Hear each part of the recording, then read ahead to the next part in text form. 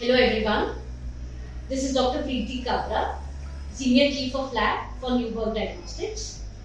Today I will be talking about common thyroid disorders, the symptoms of these disorders and the tests how you have to diagnose them. Thyroid gland is located in the front of the neck and it's wrapped around the windpipe, which is the trachea. It's shaped like a butterfly and is smaller in between and has two winged extensions on both the sides.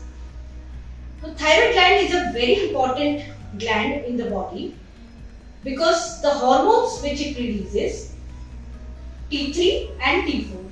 T3 is triiodothyroid, T4 is thyroxine. These help in controlling the metabolism of the body.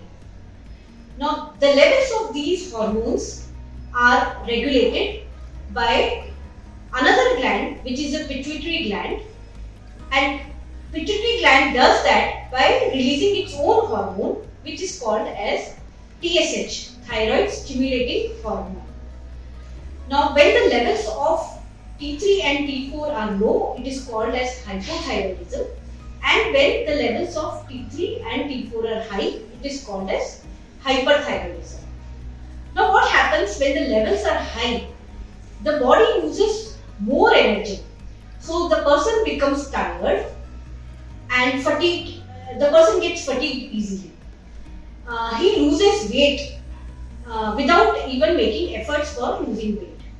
And when the levels are low, that is in hypothyroidism, the person gains weight and he also feels tired in hypothyroidism as well. Now, the age groups which are affected due to thyroid disorders, it affects everyone, right from newborns to infants to teens, adult males and females, and even the elderly. The females are 5 to 8 times more affected than males.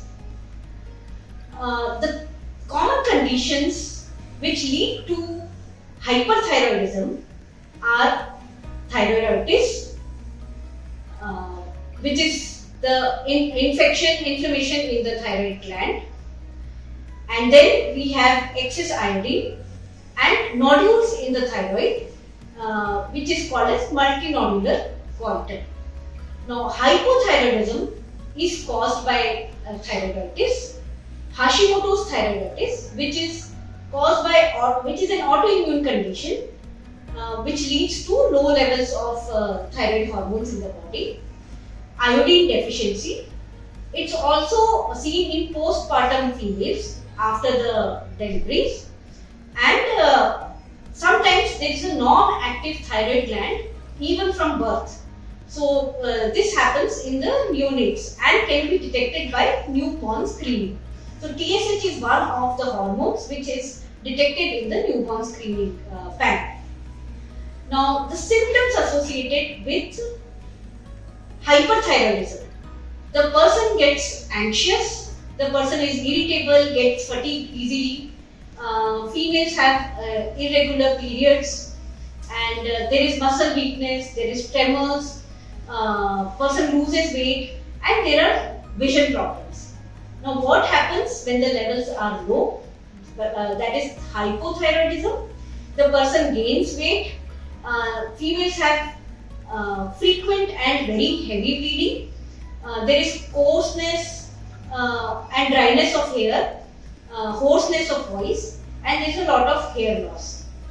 Now, people who are suffering from diabetes, there is more chances of people suffering from thyroid diseases as well. Now, how do you diagnose these thyroid conditions? Basically, there are 3 types of tests. These include the blood tests, imaging tests, and physical examination.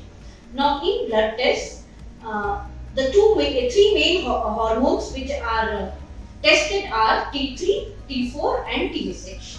Now, mostly, as I told you, in hypothyroidism, the levels of T3 and T4 are low and TSH is elevated.